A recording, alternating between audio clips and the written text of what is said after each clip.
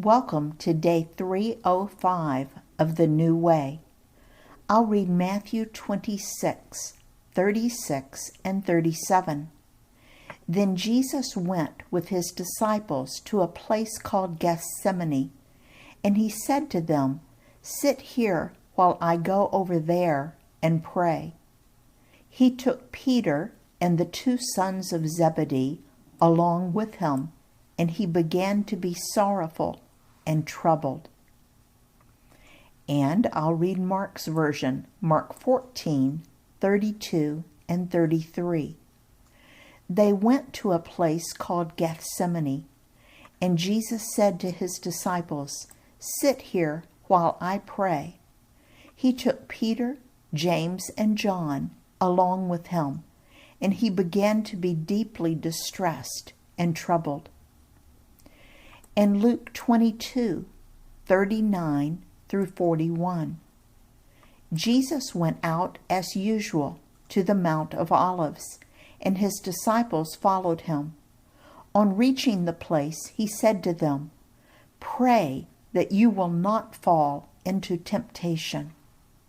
He withdrew about a stone's throw beyond them, knelt down, and prayed.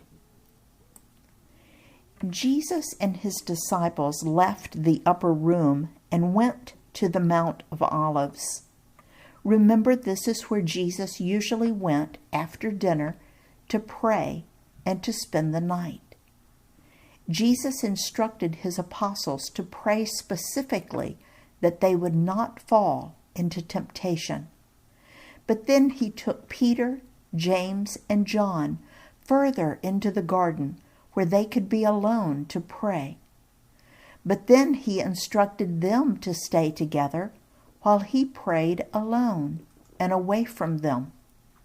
So we see Jesus praying by himself, but his three closest friends were praying closer to him, and then the rest of the disciples were scattered about the garden. I believe that this is a beautiful picture of being supported in prayer by other followers. Today I want you to reflect a few minutes on where you go, what you do, how you react when there are hard things in the road of life ahead of you. Jesus chose to go to the garden to pray. We know that this was his regular habit. Where do you go when you are facing something big or hard or possibly bad in your life? We'll continue this discussion tomorrow. In his service, Dale.